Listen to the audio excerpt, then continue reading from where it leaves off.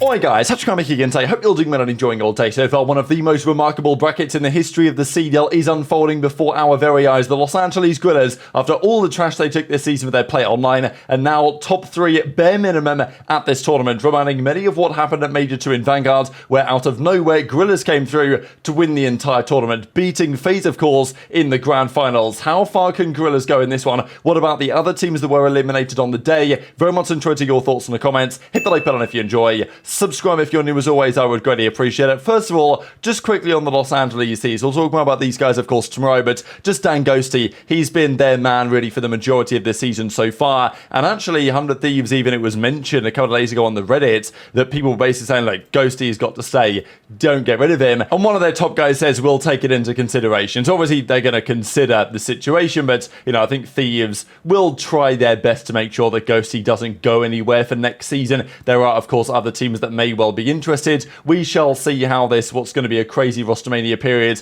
through the World Championship and beyond, actually decides to play out. But let's talk about Miami, because these guys, they took down OpTic yesterday, Game 5, Round 11. They've been very competitive. To be honest, going into this tournament, they were my dark horse pick to potentially make a serious run. And I feel like in hindsight, that was pretty valid, right? Their search was good, their respawn was good, just not quite good enough when it actually mattered here, right? I think certainly in this kind of environment, no fans, teams in Miami's boat were in a good position to do some damage here. Vikul has impressed me as well, right? Because, you know, he was out of the team for, you know, that match that they played against OpTic at the start of the stage, and there was some controversial circumstance around why he was out and all that other stuff. But I think Vikul, look, he's not necessarily the best player mechanically or whatever on the team. You can debate between the other three, actually, depending on their day, but he does generally make good decisions. He seems to be a very useful component of teams like this, and look, Miami find themselves round 11 against Ultra in the game 2, but unfortunately for them, they lose it, right? Go down 2-0, tie up the series at 1-1. Envoy then has a very nice moment here on the high-rise controlling the ends, and that was pretty much enough with the nice little quad feed from Envoy to get them over the line of the control, and they went through and eventually won it in 4. But again, this was really close. And Miami, look, they've made it to the World Championship. They did what they needed to do. That was fundamentally their goal of the tournament. But they can be a potential threat, right? And we'll see over the coming days how the seedings eventually play out. But this is a big deal for those teams involved, because of course Guerrillas can continue to make a run and all these things that are happening at the moment. But look, Miami losing in the way that they did, it's obviously not ideal, but at the same time it shows that, you know what, they can compete. They can get very close to teams like Toronto. They can straight up beat teams like OpTic, as we have seen. So playing OpTic and Ultra back-to-back days and going toe-to-toe and nearly, in some sense, being able to knock out both of them was very commendable. But yeah, Scrappy and eventually the team gets the job done. They just ice up when it matters. Miami didn't quite have the clutch factor they needed, and Scrappy's already talking more trash in Spanish. So this guy's Scrappy, man. He was talking trash in Spanish, and by the end of the day, he was talking trash in French. You can't, you can't live this guy down, man. Ultra 3-1, but as I say, map 2, map 4, super close on the 6 stars, but in the end it was Toronto. They get over the line and they continue their run through the losers bracket. This was pretty scary though for the opposition, and it should be expected that FaZe, given the way the bracket has been dealt, should be basically running through this tournament and winning the entire thing. That it would be a surprise at this point if that doesn't happen, and well, who knows, maybe Los Angeles Guerrillas will continue to show that surprise. But they played a sub-base game 1 against Surge here, and Simp went basically double positive for the dub. Like, this guy was out of control, and it is the sub-base hardpoint. And I did talk about this a couple of weeks ago, that clearly FaZe were working on their sub-base to try and make it so that when they play Ultra, when they play OpTic, they can chow them on that map. They don't have to worry about it in a best-of-7 finals. Of course, as things are playing out here, OpTic aren't even a threat for it. Toronto, of course, is still alive in that losers bracket. They go into the championship Sunday. But FaZe getting good at sub-base hardpoint is, of course, pretty scary for the league, especially when their search is still going to be really good. However, they did get somewhat blessed here by Surge kind of squandering an advantage. They had a 5-3 lead here on this map 2 search and destroy, and again you see this a consistent trend. there are teams, Surge, Thieves, Miami, especially kind of in the ballpark over the last couple of months, even Vegas for a brief time, this was also true of.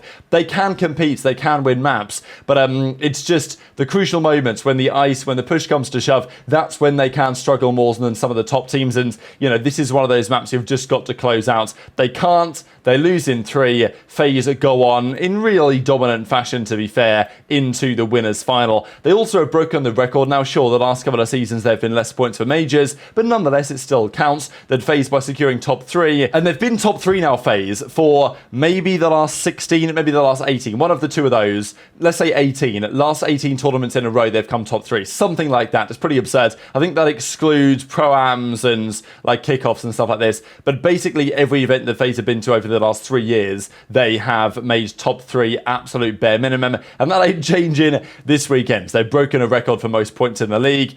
Obviously there was talk from this right after FaZe won the series about his Illy in the background. Of course he's not actually there, it was a good little Photoshop job, but like Surge potentially missing his presence in the team. We'll discuss their series though with Toronto in a few minutes time, because that was certainly interesting, and as Drazah says, didn't do anything that series. Shout out the teammates, and this is the scary thing, right? Simp and aBeZy, from an SMG duo perspective, we always talk about them being the gold standard. Is it possible for another duo to actually get anything over on them? It feels challenging. We saw Kismet and HyDra last year, we saw Pred and Shotzzy earlier this season, but aBeZy and Simp, when they're on point, simply are, they remain rather unstoppable, right? And aBeZy here it's not like he's having bad series, but when he has a really good series, they're basically impossible to beat. He had a 1.43, Simp had a 1.43, so that goes to show how on point those guys are. But this to me was like the crazy series of the day, Thieves versus Gorillas. Going in, I actually had Gorillas winning this one in the predictions we did. I think it leaves me in a pretty good spot going into tomorrow to try and win the breaking point predictions, but yeah, we'll see how that one goes tomorrow.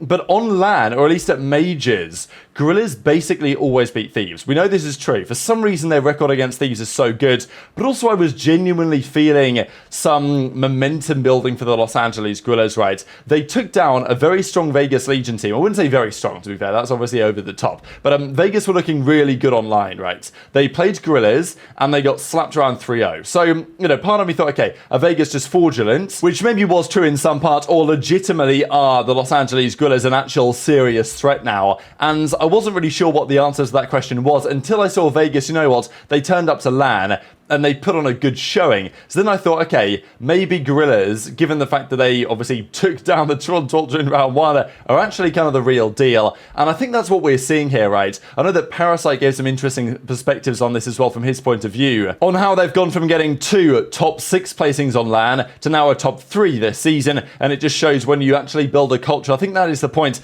There is probably more talent on Gorillas than people give them credit for. We'll discuss in a second. But I do think that Parasite is correct. The Boston strategy for the last couple of seasons has been, let's pay big money, let's bring in big name players, mesh them together and hope that it works. Basically, throw darts at a dartboard in terms of players. But Los Angeles Gorillas have had another approach. They've taken the coaching staff that they've got, some of which are working for free, whatever. Like, it's, very interesting situation on Gorillas. They've run out of money, basically, but they signed a team that was going to get along. They were going to get along well. They brought in Flames, of course, for Assault at some point to kind of reunite that Estriel Flames duo, and it's working really well, right? They won the game 1. Flames is talking all sorts of trash here as well. He stands up across the stage as you guys are awful. Great setup again for stuff like this.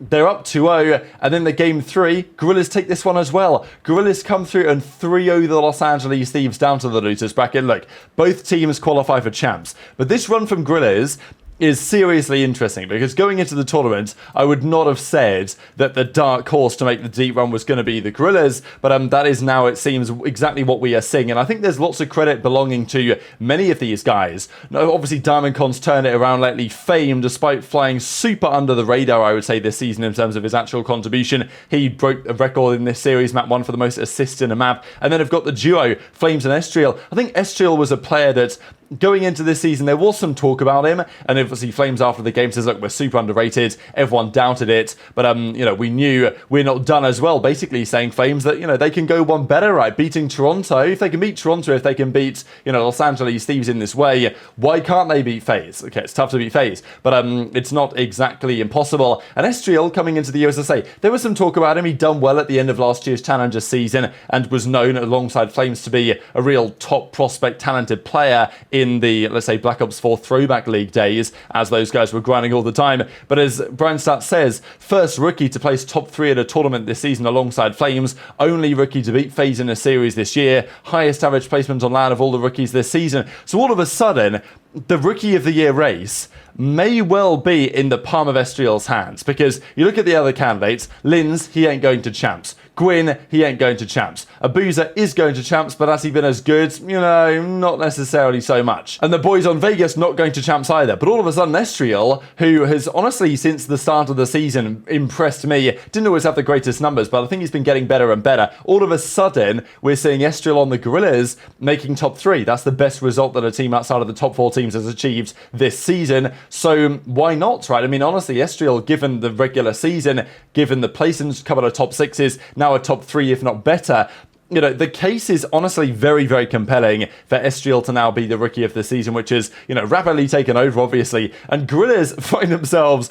top 3. This is obviously pretty funny because Enable, associated with Thieves, Los Angeles Thieves, all this stuff back in November, the classic clip where he said, the coach of the team, Vios, sounds terrible, they're going to be awful type thing. Enable cooked him, and, well, the rest since then, it seems, is history, right? Because Gorillas still end up having their number. So Thieves drop down to the losers bracket as a result of this one. Gorillas go on to play FaZe in the winners bracket final tomorrow, which is unbelievable scenes. And as I say, reminds some of Major 2 Vanguard, where Gorillas somehow won. Yes, there was the Vulcaning. It was kind of a cheese event. Spark came in, the Volk was used, whatever. But nonetheless, it was still a pretty big deal that Gorillas took FaZe out of the finals there, and who knows whether, you know, to round out this era of the CDL, which will probably be changing for next year and beyond, this is a potential storyline to be watching out for. The final series I wanted to discuss in this round, though, was these guys, Ultra versus Surge, and this is when some of the trash talk came into play again. Scrappy was talking all sorts of trash. Here he is in the Search and Destroy talking some French. I think he basically says son of a bitch or something in French. I'm not exactly sure. It's kind of quiet, but I think that's his plan, because I think he's done a similar thing in Spanish before. So he was chucking that into Google Translate, having a few one-liners to drop through. He had a funny one for Ray at the end of the series, or Rambo Ray. Bit of beef between these. I wouldn't say beef exactly, but we know that Scrappy and aBeZy had a bit of a back and forth early this season, because Scrappy basically exposed him for using single tap, although aBeZy denies that. So you know, there was some debate on that, but I think that was one of the causes of, you know, to fire the flame up, I suppose, in this one. Ultra got up 2-0, though. It looked like they were going to close out the series 3-0, but they don't. Surge fight back, and again, this is what we're saying. Surge, Miami, Vegas, teams like that, they've had their opportunities, and they can play good COD. There's no doubt about it, but it's just about executing in the crucial moments where they've fallen short, because they win the round 5 control. They then go through, and 04 had an absolutely monster start to this game to win the Karachi hardpoint, but the game 5 was a Scrappy and Ultra masterclass, right? So I think for Ultra, it's pretty impressive. They've obviously had a challenging couple of days, losing to the Los Angeles Gorillas, but the way that they won the Search and Destroys in the manner they did, that is going to be the key. And look, Surge are competitive. We've got Scrappy roasting Rambo Ray mid-series here, and the funny thing was, actually, after they went up 5-1, Scrappy thought it was over. Has he done this before? I swear he's done this before. Maybe it wasn't Scrappy, maybe it was someone else. I don't know. But yeah, this guy thought the series was over at 5-1, puts his headset down, he looks at his boys and like, hang on a second, we've got one more round to play. Eventually they win that round, and yeah, he said the following. So I'll share this clip for you guys in a second. We'll talk about that Los Angeles Thieves versus Subliners series tomorrow morning, finalize exactly who our top 4 teams are going into the championship Sunday with so much on the line. So very much enjoyed your thoughts in the comments. Hit the like button if you enjoyed. Did want to quickly mention, I guess, that who can an absolute stinker here. Both games of the day were awful. This one was especially bad. Donut game 5 got Sandal series. Not the best time to drop this kind of performance, and if you just played a bit better, aBeZy was really good today as well, then it could have been a very different story. But subscribe if you're new as always, take care, and I'll see you next time. The missile from on high, scrambling, and oh god, CleanX able to get 2. This one is done. Hook on a goose is left alone, 1 versus 4. It has been a rough series for him. It has been a rough map 5. It is all Toronto Ultra. Yo, Ray, I'm back. Wee, your ass the fuck out of here. Oh, okay. He said, let's go to dinner.